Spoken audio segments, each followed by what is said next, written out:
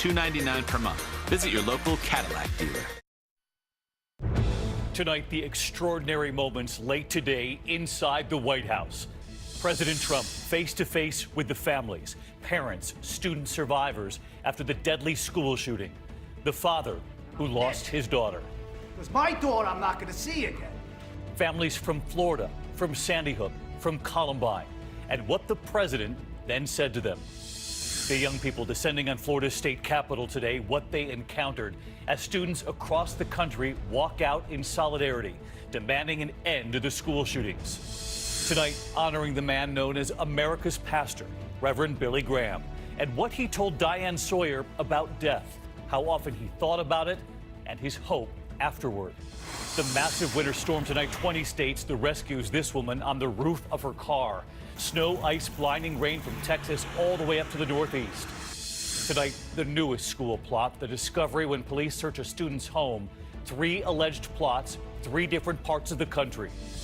And the American tourists and the ferry explosion at a popular tourist destination. The wounded treated right there on the scene. This is ABC World News Tonight with David Muir. Good evening, and it's great to have you with us here on a Wednesday night. And we begin tonight with the bravery and the raw emotion on full display late today at the White House as families, parents who lost children in the deadly school shooting sat just a few feet away from President Trump, pleading for something to be done. And it wasn't only parents who lost sons and daughters in Parkland, Florida. There were families from Newtown, from Columbine, among others.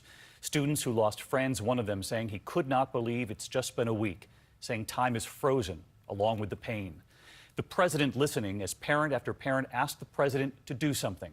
One father who lost his daughter asking the president how many schools, how many children have to get shot.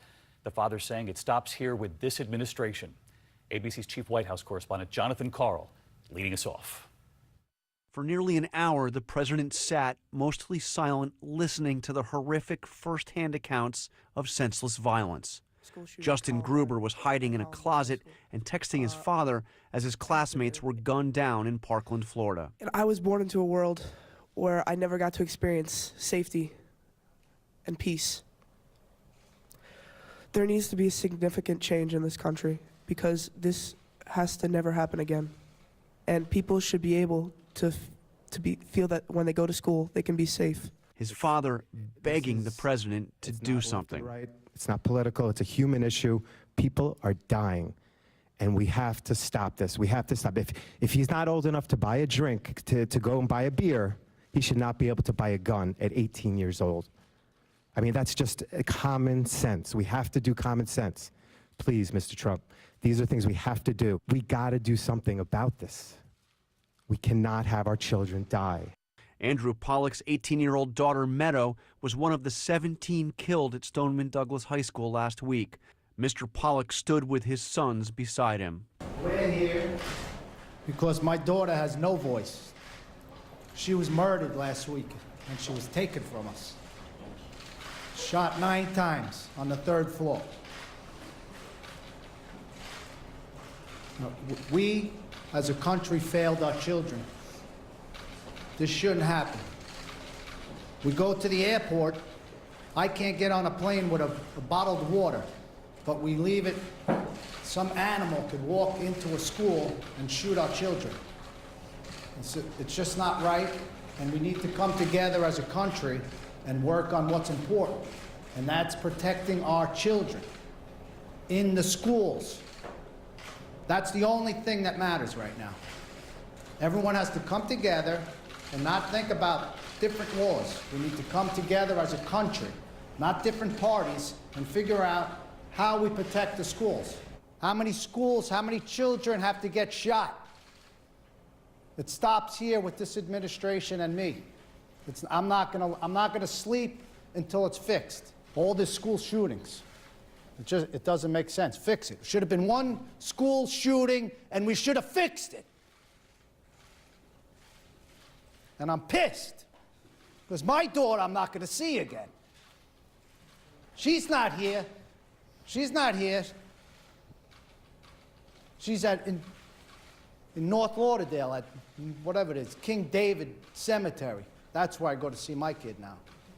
And it stops. We all work together and come up with the right idea, and it's school safety. That's it. No other discussions. Security, whatever we have to do. Get the right people, the consultants. These are our commodities, man. I'm never going to see my kid again. I want you all to know that. Never, ever will I see my kid. That's how I want it to sink in. It's eternity. My beautiful daughter, I'm never going to see again. And it's simple. It's not, we could fix it. Samuel Zeif was texting with his brother a floor above as the gunman murdered one of their classmates. I turned 18 the day after. Woke up to the news that my best friend was gone. And I don't understand why I could still go in a store and buy a weapon of war, an AR. I was reading today that a person 20 years old walked into a store and bought an AR-15 in 5 minutes with an expired ID. How is it that easy to buy this type of weapon? How do we not stop this after Columbine, after Sandy Hook? I'm sitting with a mother that lost her son. Then the president heard from Nicole Hockley, whose 6-year-old son Dylan was among the 20 children murdered in Sandy Hook. This is not difficult. These deaths are preventable. And I implore you, consider your own children. You don't want to be me. No parent does. And you have the ability to make a difference and save lives today. Please don't waste this. After the stories were told, the president asked for ideas to stop the violence in schools. And one possible solution, which may not be very popular, would be to have people in the school, teachers, administrators, who have volunteered to have a firearm safely locked in the classroom, who are given training throughout the year. It was an idea the president seemed to like. He brought up assistant coach Aaron Feiss, who died shielding his students from gunfire last week. If the coach had a firearm in his locker when he ran at this guy, that coach was very brave. Saved a lot of lives, I suspect. But if he had a firearm, he wouldn't have had to run. He would have shot, and that would have been the end of it. The president asked for a show of hands. So, does anybody like that idea here? Does anybody like it? Right? Yes? For Meadow, your beautiful Meadow. We talked about that.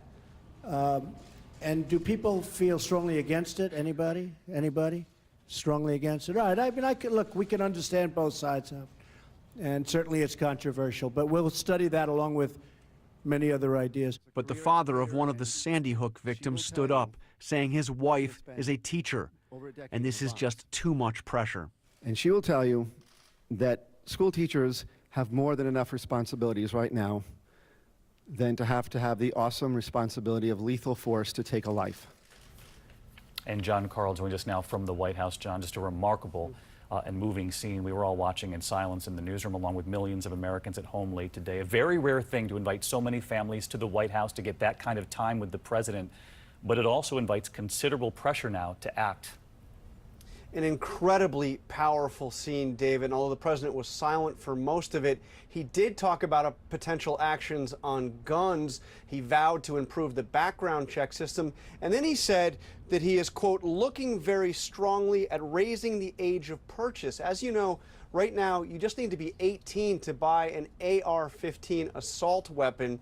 He is considering raising that age to 21. That is something that may put him right up against the NRA. The NRA is already out with a statement opposing that. But as the president said on that question of pressure, David, the world is watching. John Karl leading us off from the White House. John, thank you. Also late today, the sheriff of Broward County, home of that high school in Parkland, Florida, of course, revealing that all deputies in schools will now carry rifles on school grounds.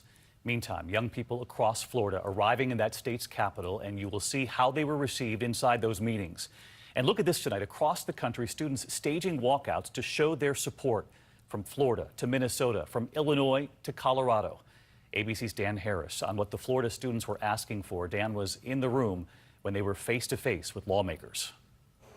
The 100 students from Parkland began their extraordinary day-long lobbying mission on minimal sleep but maximal optimism. We're running on adrenaline. We're running on each other's hopes that we can go on and make a difference. State senators began this day by displaying pictures of the 17 victims. a yes or no. The solemnity did not stop the students from hitting lawmakers with pointed questions about gun policy. Do you think you'd actually push for any policy yourself, or just agree with it if it is convenient to you?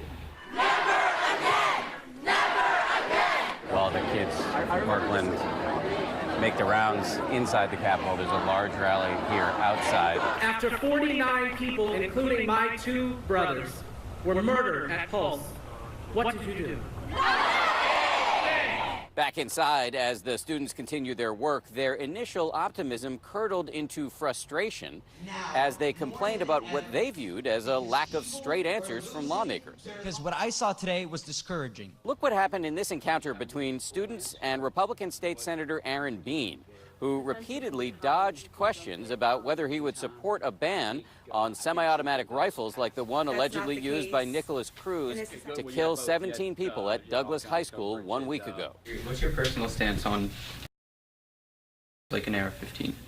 Yeah, it's a head scratcher where we are. So it's going to be a debate. I've always defended people's right to defend themselves. I haven't got specifics. You've been generally considered pro-gun, or?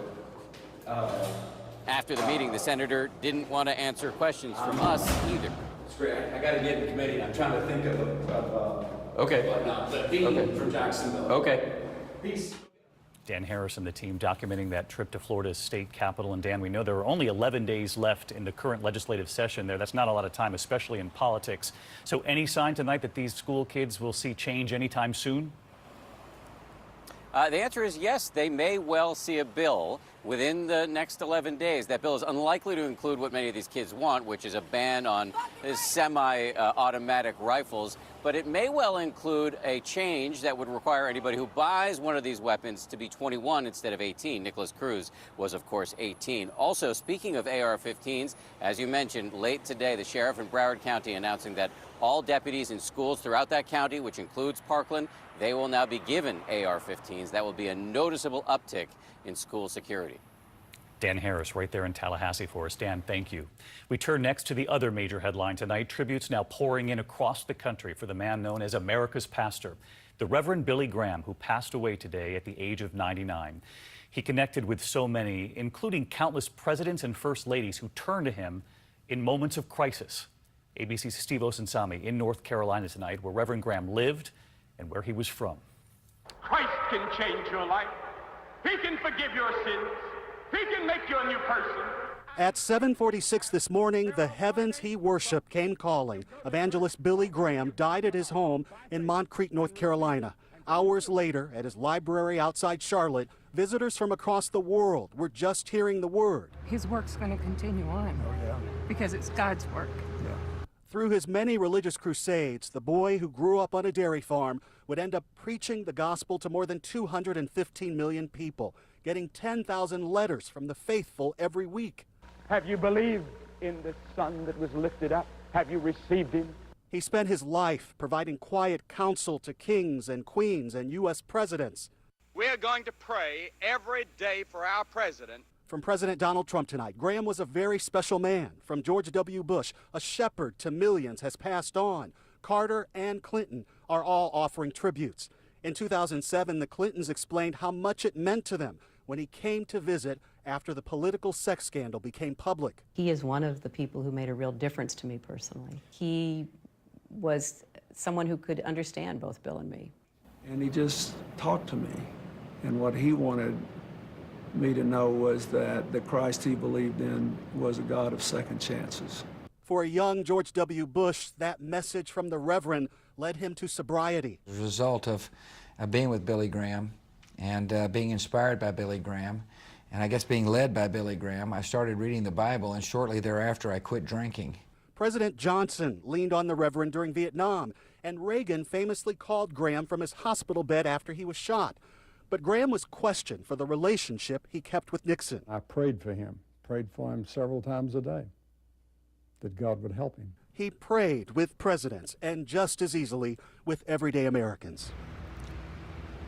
Reverend Billy Graham will be laid to rest